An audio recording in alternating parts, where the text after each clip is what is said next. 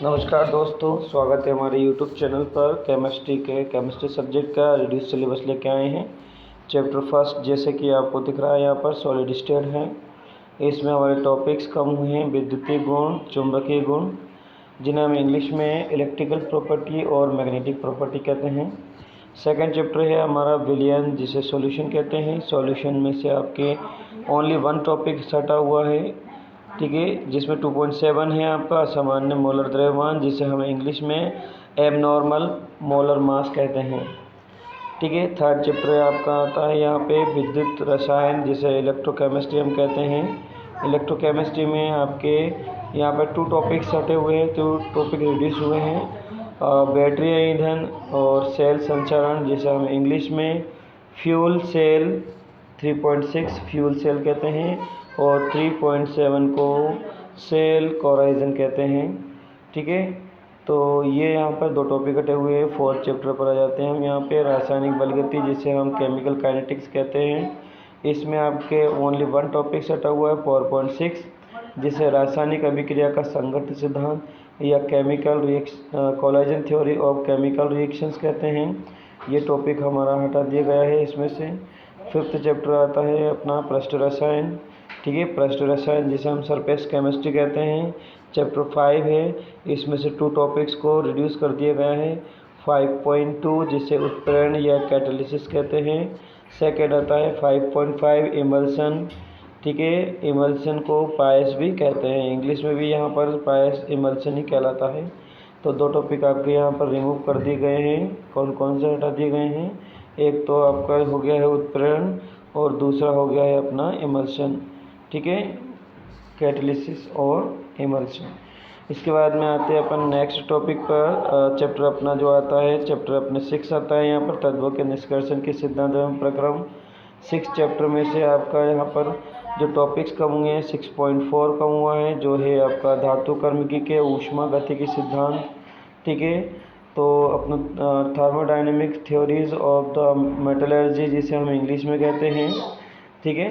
Second आता है topic इसमें 6.5 धातु कर्म का विद्युत रसायन सिद्धांत, ठीक है, electrochemistry theory of the metallurgy. Second topic से है, ठीक है। थर्ड टॉपिक जो आता है अपना ऑक्सीकरण आता है, जिसे इंग्लिश में हम ऑक्सीडेशन कहते हैं। 6.7 पे आता है शोधन, शोधन को हम प्यूरिफिकेशन कहते हैं। 6.8 पर जो है आपका एल्यूमिनियम, कॉपर, जिंक और आयरन के यूजेस आते हैं, उपयोग आते हैं। इन सभी एलिमेंट्स के जो यूजेस हैं वो हटा दिए गए हैं।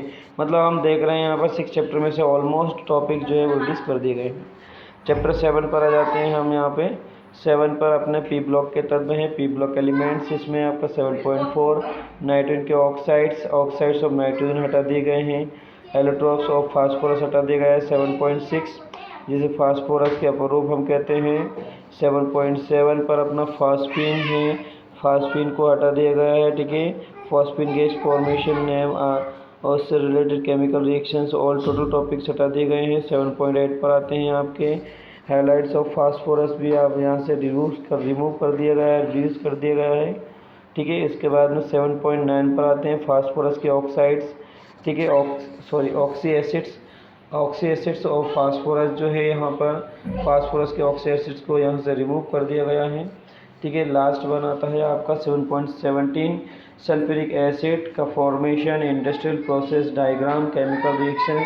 ये सारे जो है sulphuric acid related total topic 7 chapter से हटा दिया गया है, रिड्यूस कर दिया गया है, ठीक है। चैप्टर 8 पर आ जाते हैं हम यहाँ पर डी और एफ ब्लॉक के एलिमेंट्स, ठीक है, elements of D and F blocks. इसमें 8.4 आपका एक टॉपिक हटा हुआ है, संक्रमण तत्वों के कुछ महत्वपूर्ण यौगिक and important compounds of transition metals, ठीक है। ट्रांजिशन मेटल्स के जो इम्पोर्टेंट कंपाउंड्स हैं उनको यहाँ पे रिड्यूस कर दिया गया है, ठीक है। इसके बाद में हम देखते हैं नेक्स्ट अपना जो आ रहा है चैप्टर अपना 9 है, जिसे हम उपसहसंयोजक यौगिक कह रहे हैं, ठीक है, और जिसे इंग्लिश में हम कहते हैं यहाँ पर कोऑर्डिनेशन कंपाउंड। इसमें आपका जो टॉपिक्स है 9.4, जिसे हम कोऑर्डिनेशन कंपाउंड्स में आइसोमेरिज्म कह रहे हैं। 7.9.4 जो टॉपिक्स हैं वो सहसंयोजक यौगिकों में समवेता, isomerism in the coordination compound. 9.8 पर आपका उपसहार संयोजन यौगिकों का महत्व एवं अनुप्रयोग आया है। ठीक है, जिसे इंग्लिश में हम यदि ट्रांसलेट करें तो अपना आ जाएगा यहाँ importance and uses of the coordination compounds. Chapter 10 पर आ जाते हैं हम यहाँ पर haloalkanes and haloarenes जो हैं। चैप्टर 10 में आपका पॉलीहेलोजन कंपाउंड्स जिसे हम कहते हैं पॉलीहेलोजन यौगिक, ये ओनली 1 चैप्टर यहाँ से रिड्यूस किया गया है।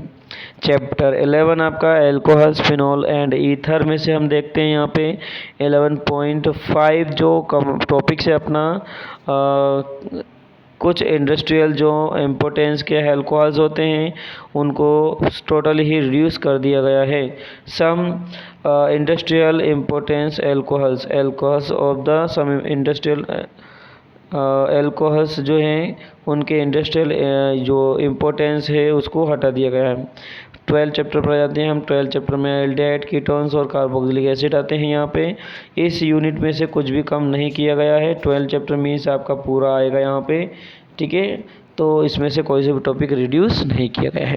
13 पर एमीन्स पर आ जाते हैं। 13.10 एरोमेटिक यौगिकों के संश्लेषण में डाई हेलो लवणों का महत्व, जिससे एरोमेटिक कंपाउंड्स के सिंथेसिस में डाई हेजो सॉल्ट्स का जो इम्पोर्टेंस होता है।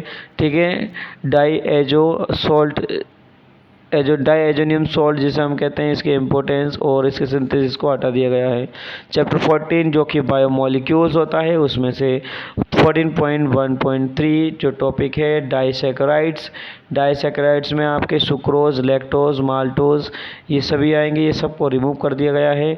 14.1.4 में पॉलीसैकेराइड्स आएंगे, आपके स्टार्च है, सेलुलोज है, ग्लाइकोजन है, ये सारे टॉपिक्स रिमूव कर दिए गए हैं। 14.1.5 में कार्बोहाइड्रेट का महत्व बताया, इंपॉर्टेंस ऑफ कार्बोहाइड्रेट आ जाएगा। तो इस टॉपिक्स में आपको इंपॉर्टेंस ऑफ कार्बोहाइड्रेट को टोटली रिमूव कर दिया गया है। 14.3 में जो टॉपिक्स है एंजाइम्स को भी कम्प्लीटली रिड्यूस कर दिया गया है, हटा दिया गया है। 14.4 में जो आपका विटामिन्स है, विटामिन का जो वर्गीकरण है, क्लासिफिकेशन एंड मैकेनिज्म जो होती है इसकी क्रियाविधि, उसको भी यहाँ से हटा दिया गया है। मीन्स हम कह रहे हैं यहाँ पर बायोमोलिक्यूल्स में काफ़ी ज़्यादा टॉपिक्स हटा दिए गए हैं। विटामिन्स के बाद में यहाँ पर जो हार्मोन्स है, हार्मोन्स वाले टॉपिक को भी ऑलरेडी यहाँ से हटा दिया गया है। ठीक है, तो 14 में से काफ़ी ज़्यादा टॉपिक्स हटे हैं आपके, हम देख सकते हैं। चैप्टर आपके 6, 7 और जो आपका चैप्टर 14 है उसमें से काफ़ी ज़्यादा टॉपिक्स को रिमूव कर दिया गया है। 15 में हम देख रहे हैं यहाँ पर आपका 15 पॉलीमर्स जो है, इसमें से मॉलिक्यूलर मास ऑफ पॉलीमर्स को हटा दिया गया है। Molecular mass of polymers means बहुलकों का आणविक द्रव्यमान को हटा दिया गया है, 15.3 जिसे हम कह रहे हैं। ठीक है, इसके बाद में आता है नेक्स्ट अपना 15.5 व्यावहारिक महत्व के कुछ बहुलक। ठीक है, इम्पोर्टेंस पॉलीमर्स ऑफ इंडस्ट्रियल कुछ व्यापारिक महत्व के कुछ जो बहुलक हैं, मीन्स पॉलीमर्स जो कि इंडस्ट्रियल इम्पोर्टेंस के होते हैं, ऐसे पॉलीमर जो कि इंडस्ट्रियल इम्पोर्टेंस रखते हैं, इनको रिड्यूस कर दिया गया है। 16 चैप्टर पर आते हैं हम, दैनिक जीवन में रसायन, केमिस्ट्री इन डेली लाइफ। इसमें से 16.4 भोजन में रसायन वाले टॉपिक्स को हमने हटा दिया गया है। ठीक है, मीन्स हम कह सकते हैं यहाँ पर केमिस्ट्री इन फूड वाले टॉपिक जो कि 16.4 है, इसको रिड्यूस कर दिया गया है। 16.5 में शोधन अभिकर्मक आ जाएगा यहाँ पर, प्यूरिफिकेशन रिएजेंट। ठीक है, तो ये दो टॉपिक्स जो है हमारे 16 चैप्टर से रिमूव कर दिए गए हैं। ठीक है, तो एक बार और हम सिलेबस में देख लेते हैं यहाँ पर जो ज़्यादा टॉपिक्स अपने जो रिड्यूस हुए हैं वो किस किस चैप्टर से हुए हैं। चैप्टर 6 अपना जो चैप्टर है, 6 में से आपके ऑलमोस्ट टॉपिक्स को रिड्यूस कर दिया गया है यहाँ पे। चैप्टर 7 है दूसरा अपना, चैप्टर 7 से भी यहाँ पर ऑलमोस्ट जो टॉपिक्स है उसको रिड्यूस कर दिया गया है। ठीक है, उसके बाद में आते हैं हम 14 पर। 14 चैप्टर में से भी आपके यहाँ पर ज़्यादातर जो टॉपिक्स हैं वो रिड्यूस कर दिए गए हैं। ठीक है, तो जो खास चैप्टर्स थे हमने देख लिया है। और एक ख़ास बात और जिसकी ओर ध्यान में आपका आकर्षित करना चाहता हूँ कि अपने पास जो चैप्टर 12 है, ठीक है, चैप्टर 12 जो है, चैप्टर 12 में से आपका कोई से भी टॉपिक रिड्यूस नहीं हुआ है। देख सकते हैं आप लोग यहाँ पे। बाकी अदर चैप्टर्स में हम देख रहे हैं कुछ ना कुछ टॉपिक्स तो रिड्यूस हुआ ही है, लेकिन चैप्टर जो 12 है आपका, उस चैप्टर में से कुछ भी रिड्यूस नहीं हुआ है। ठीक है, तो आप लोगों को अच्छा लगा होगा, आई होप। ठीक है, आज के लिए बस इतना ही। सभी को मेरी तरफ से शुभकामनाएं। नए सिलेबस के अकॉर्डिंग आप सभी अच्छे से तैयारी करें। Have a nice day everyone.